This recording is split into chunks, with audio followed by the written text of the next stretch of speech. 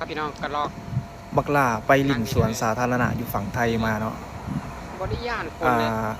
สวนสาธารณะฝั่งไทยนะโคตรสะอาดสะอาดแบบสะอาดทุกจุดเลยอ่ะบ่มีเศษกระดาษเศษพลาสติกต่างๆเศษถุงขนมต่างๆบ่มีเลยแบบสะอาดทุกอย่างแล้วก็มีความแปลกใจอีกอย่างหนึ่งก็คือกระรอกกระแตนะโคตรหลายแบบออกมาให้เห็นเลยฮะไหลหยอกกันตามต้นไม้บริยานคนนี่แหละอันนี้ยอมรับว่าหลายแฮงอันนี้มั้ยมันแสดงถึงความแบบนี่มั้ยอนุรักษ์สัตว์และก็แสดงถึงความเจริญทันสมัย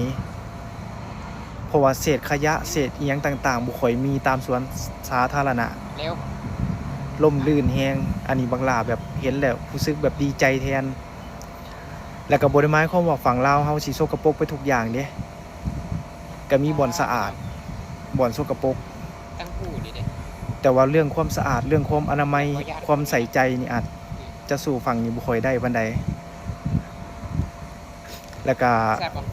อีกเรื่องหนึ่งเนาะเรื่องอนุรักษ์สัตว์คือกันถามนกเพราะว่าตามบ้านบักหลาตะกี้กระรอกกระแตนี่ก็โคตรหลายมันมาเล่นตามแคมหัวมาไต่ตามต้นไม้แคมบ้านของบักหลา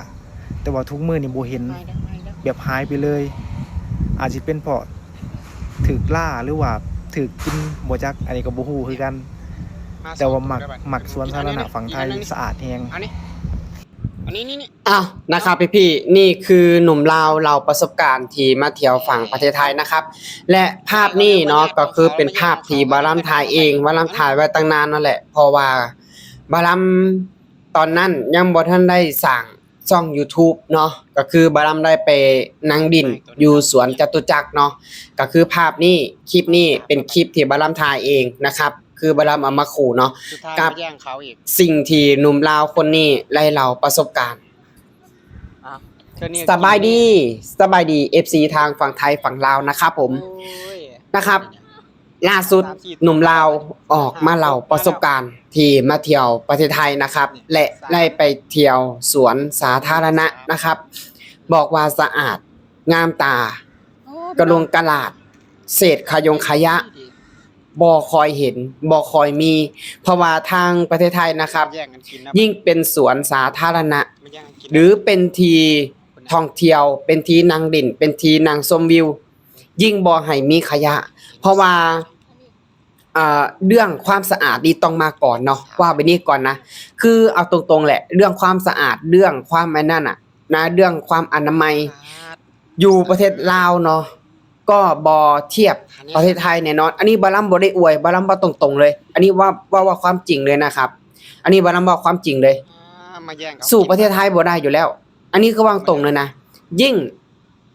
ส่วนมากนะคนลาวจะมักง่ายอันนี้บารัมบ่ได้บุรีคนลาวโดยตัวเองนะมันคือเรื่องจริงเลยมักง่ายแบบกินเสร็จแล้วก็ทิ้งไปเลยมีแบบนี้อีดีแต่ประเทศไทยนะทุกจุดยิ่งเป็นทีสวนสาธารณะนะยิ่งมีถังขยะไว้ให้เป็นจุดนี่แหละทุกคนนะแล้วก็มีเจ้าหน้าที่เนาะเดินตรวจตลอดถ้าเห็นผู้ใดถิ่มนี่ก็คือโลนปั๊บเลยนะแน่นอนเลยตัวนี้นะแน่โลนปั๊บเลยเพราะว่าวันก่อนนะที่บารัมได้ไป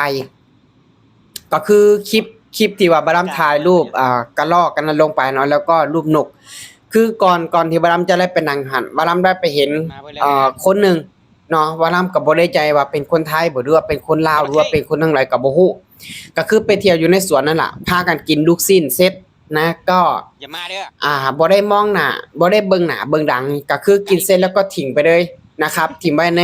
โคนต้นไม้ใหญ่ในดิมในสวนจตุจักรกันแหละที่บารัมได้ไปนั่งเล่นมันก่อนและมีเจ้าหน้าที่รปภเนาะเพราะว่าปั่นจักรยานปั่นรถถีบเนาะเลาะไปเลาะมาอยู่ก็ได้ไปเห็นลูกทางรปภเนาะก็ได้เป่าลูกหวีดใส่นะเป่านกหวีดใส่แล้วก็ซี่ให้เก็บนี่แหละทุกคนคือเรื่องอนามัยเรื่องความสะอาดเนี่ยถ้าบ่รักษาถ้าบ่ช่วยกันทำความสะอาดต่อให้อยู่ไสก็แล้วแต่นะครับอยู่ไสก็แล้วแต่มันบ่มีทางที่จะสะอาดได้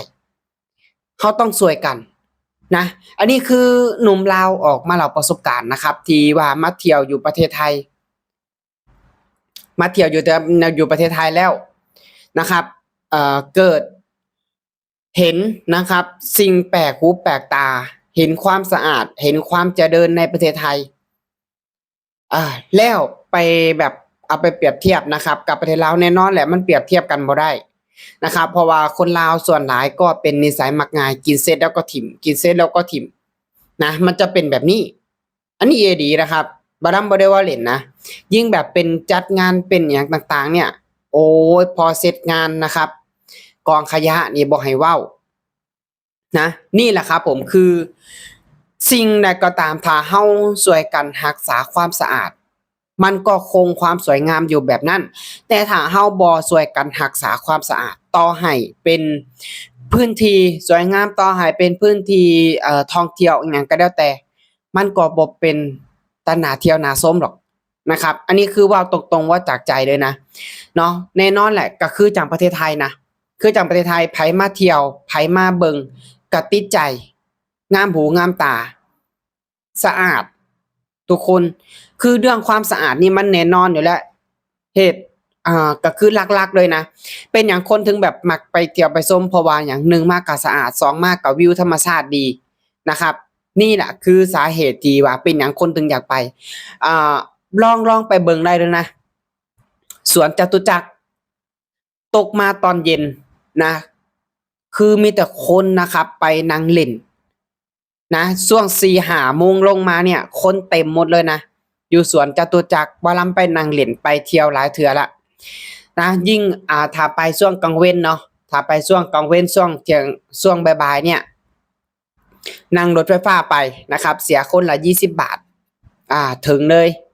นะถึงที่แต่ว่าช่วงมาเนี่ยจะหารถยากก็ต้องได้นั่งแท็กซี่มานั่งแท็กซี่มาก็เสียประมาณ100 กว่าบาทนะจากที่ว่าลำอยู่ไปหาสวนจตุจักรนะครับนี่แหละทุกคนคือเป็นหยังหลายๆคนไปแล้วเป็นหยังถึงติดใจหลายๆคนไปแล้วถึงแบบอยากไปอีก1มากก็คือความสะอาด2มากก็คือบรรยากาศดีนะวิวดีนอนเล่นตามริมน้ำนะครับเบิ่งรถไฟฟ้าเนาะลอยอยู่เทิงลางอยู่เทิงอากาศพุโอ้โคตรดีเลยพี่น้องถ้าบ่ลำอยู่ใกล้บ่ลำก็สิไปบ่อยๆอยู่หรอกอันนี้บ่ลำก็อยู่ไกลนะครับแต่ถ้าไปมาสะดวกนะไปก็ได้นั่งรถเมล์มาก็ได้นั่งรถเมล์มันก็ดีอยู่หรอกนะครับแต่ว่าช่วงมาน่ะมีบ่มันก็มีแต่ว่ามันมียากนะครับมันหายากรถเมล์น่ะนี่แหละครับผมเนาะก็คือประเทศไทยกับประเทศลาวเนาะก็คือสิ่งที่หนุ่มลาวได้